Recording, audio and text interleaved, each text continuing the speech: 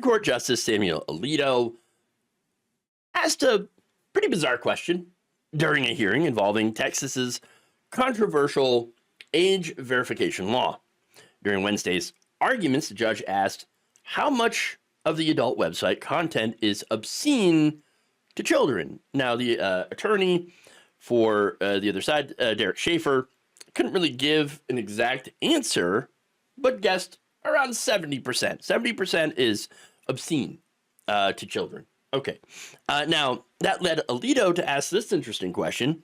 Quote, is it like the old Playboys? You have essays there by the modern day equivalent of Gore Vidal and William F. Buckley Jr.? Now, obviously, that made people laugh. Schaefer laughed at it because it is a bit of a ridiculous question. I mean, yes, what about the essays? You know, the very famous Playboy essays that every man who was ever busted reading a Playboy or looking at it swears they were reading at that very moment. No, I wasn't looking at those pictures, babe. Trust me. I was looking at the essay. I was reading the essay. Very, very informative stuff here. Oh, no, you don't need to read it. I'll just summarize it for you later. Look, I'm not saying the essays didn't exist, obviously, but I don't think a lot of people got the magazine to read them. I'm just saying. Now, Schaefer responded by saying, not in that sense, but in the sense that you have wellness posts about women recovering from hysterectomies and how they can still enjoy sex. Okay, that's on there, he says. Discussions about age verification proposals and where the industry lines up as far as what they think should be legislated and what should not. Okay, now here's the thing. Nobody wants children looking at that stuff, obviously. Of course. Is age verification the correct way to go about it? Not necessarily.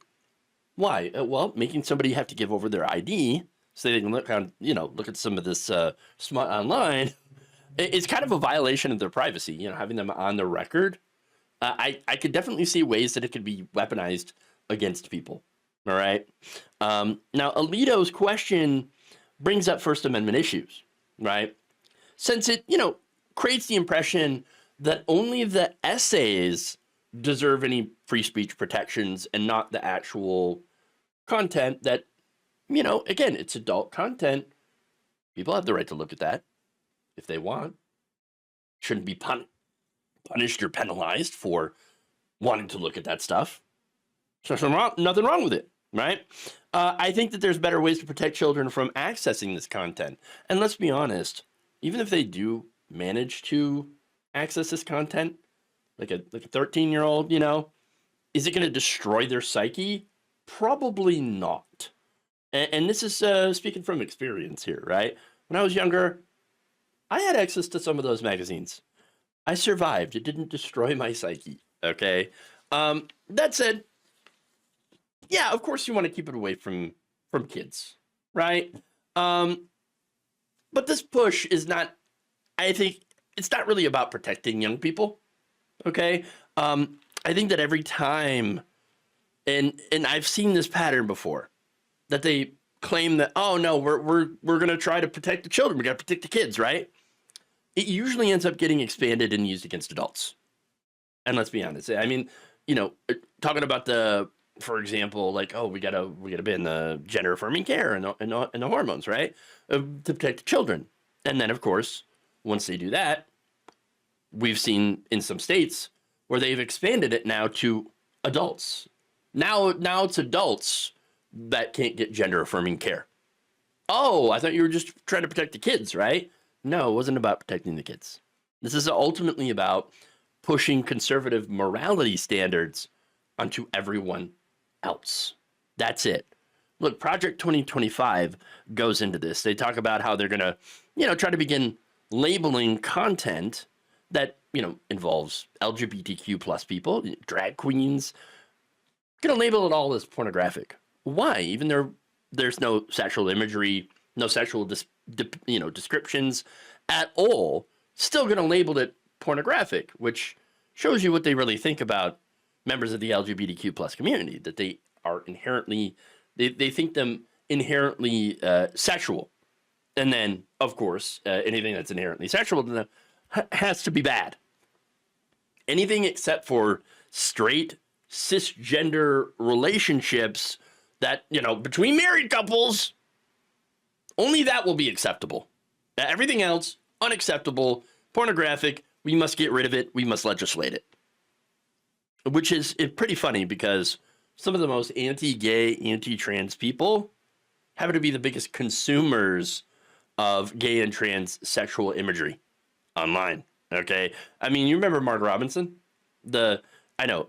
self-described black Nazi who ran to be governor of North Carolina and got blown the F out. Yeah, that guy's a massive transphobe, right? And yet he had an account online that regularly viewed transgender pornographic material. So, I mean, hypocrisy, yes, but nobody should. Here's the thing: I don't care what you personally look at on your off time. I don't care. People shouldn't care.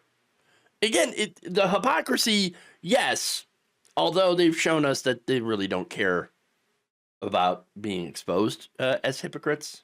But we all know that these, the more virulently anti-LGBTQ you are, the more likely you are to be looking up that porn. Just for example, if you're super racist, odds are you're looking at Ebony online. All right, so I think it's really par for the course. And the thing about it is, it would be amusing at most if these people weren't also literally trying to erase the existence of LGBTQ plus people through criminalization efforts like this. That is the next step. I mean, you criminalize them first. You make it hard for them to access anything related to it online, and then you start criminalizing it, and it just absolutely goes downhill from there. Just let people access what they want. Shouldn't be a difficult thing, but for them, remember, right wing, in these issues, they do want to control your life. They want to get into your bedroom, onto your computer to see what you're looking at in order to judge you and ultimately control you. Thank you for watching. If you enjoyed this video, please like, share, subscribe, hit the bell icon in order to get notified whenever a new video is released. And if you want to support independent, progressive media through this difficult time where it seems like everybody is shutting down, you can become a member on our YouTube page, you can become a subscriber on Facebook, or you can go to my Patreon. It's patreon.com/Jeff Waldorf. Thank you.